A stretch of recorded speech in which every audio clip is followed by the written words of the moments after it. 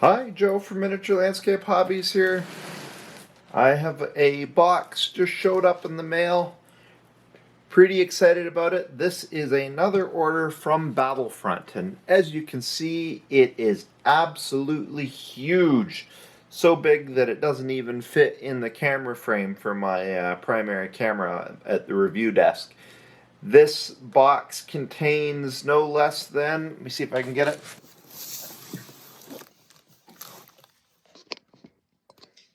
15 pounds of models. That's always good news when you get a nice order like that. So, I know what's in this box, and there's quite a bit of a variety of different things, but in order to unbox it, I'm not sure I can keep it in the frame. You just cut into it. We might have to pull it off the table.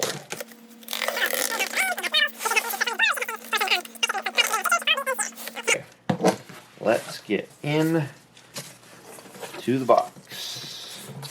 And what have we got? Packing.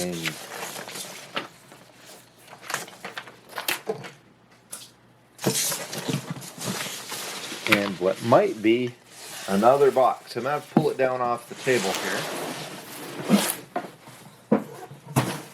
First thing we got is a box of M26 Pershings. So that's some heavy tanks for my Flames of War Americans. And the reason why I got this is because, of course, the bulged German details are coming up. And with Tiger 2s and Jagd Tigers and Jagd Panthers running around, we're going to need some more heavy firepower for my Americans. And you can set up this as the Super Pershing or as a regular Pershing. And that is 3 Pershings in a box. And this is a pretty heavy hitter as far as tanks are going. It's a plastic kit. What else we got? Continuing along with my Americans. M15 and M16 anti-aircraft. So this is built on the good old-fashioned half-track kit. What have we got? 4 models, 2 37mm and 50 cal combos, and 2 quad 50 cal. So again, adding some more firepower to my Americans with some AA. So previously, I actually didn't have any AA for my any of my American Flames of War, so that'll be a welcome addition. Plus, that's a lot of 50 cal shots, so that'll up their options for rate of fire.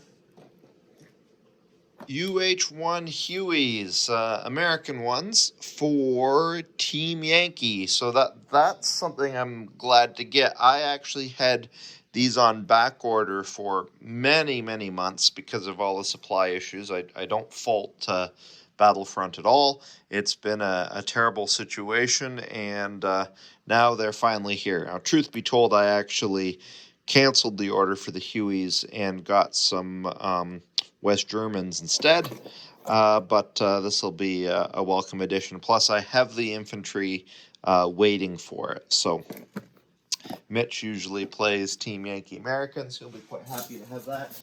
The highly awaited T-72 Tank Battalion. So that is for Warsaw Pact or Soviet. I haven't decided how I'm going to set these up yet, but you can never go wrong with more tanks. What have we got? 7 T-72s. Sorry, the package is kind of wrinkly. 7 T-72s, some BDRMs, spandrels, gaskins, 5 T-55s. You always need lots of T-55s. The SU-17 or SU-22 fitter. Quite excited about that. I see that it's got some fairly good firepower in terms of blast radius weapons, so that's good. And 2 more Hinds. Now, I have some Hinds, only 2 of them. I should add to them.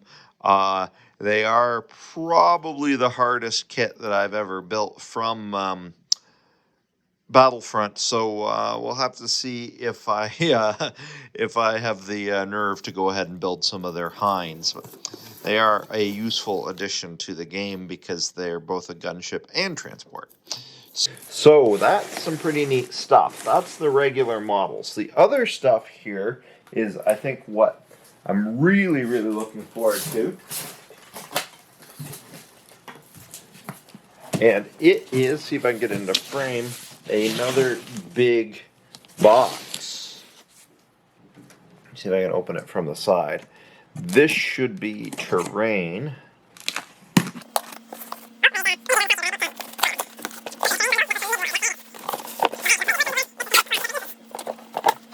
So this should be the Desert Ruins set and the Desert Fortress set. And why I'm looking for this actually probably isn't for Flames of War. It's supposed to be compatible with different sizes. I'm hoping to use it to make a something for my Peninsular War Napoleonics, actually. I'm going to try to adapt it into a Spanish fort and make a centerpiece out of it for some upcoming big events.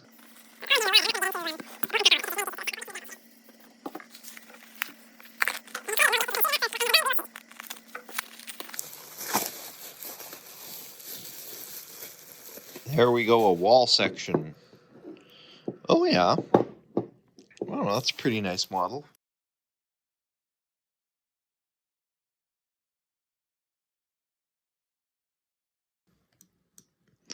That is effectively in scale. Well, maybe not. We might have to do some thinking about that. Kind of in scale. I have to do some thinking about that, whether or not that's actually going to work. If it doesn't, that's all right. We'll have an awesome set of desert terrain with this.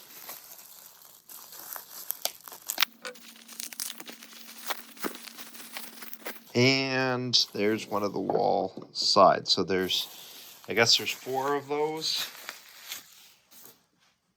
It's pretty cool. And then the other box here should be basically the same stuff, but the ruins.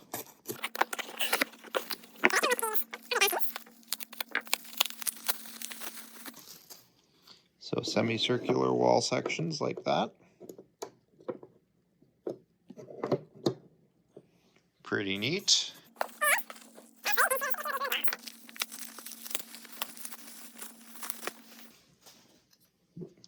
Yes, so I guess they would set down there like that, maybe. Like that to imply a damaged wall section. So there's a few of those.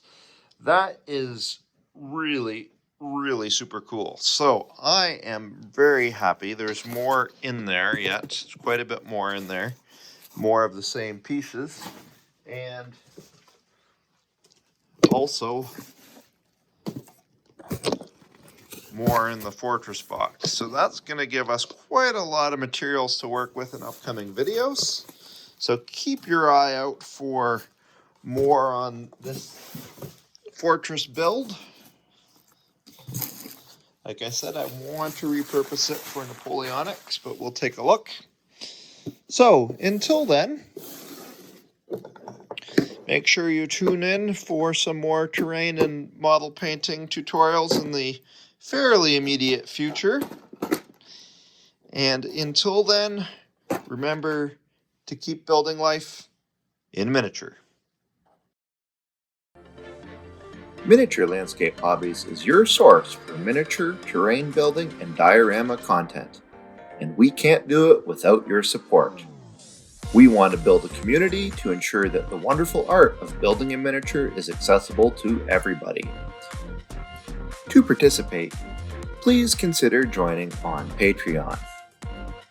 For $4 a month, our Patreon members benefit from 10% off at Joe Saunders Terrain in the Etsy store, 5% off paints and hobby supplies at Torchlight Games, free access to STL files, a mention in our credits, and early access to our videos. Please check it out and consider joining. That's it for this episode. I hope you enjoyed watching it as much as I enjoyed making it. Please remember to subscribe, press the bell button so you get immediate notification on our videos, and until next time, remember to keep building life in miniature.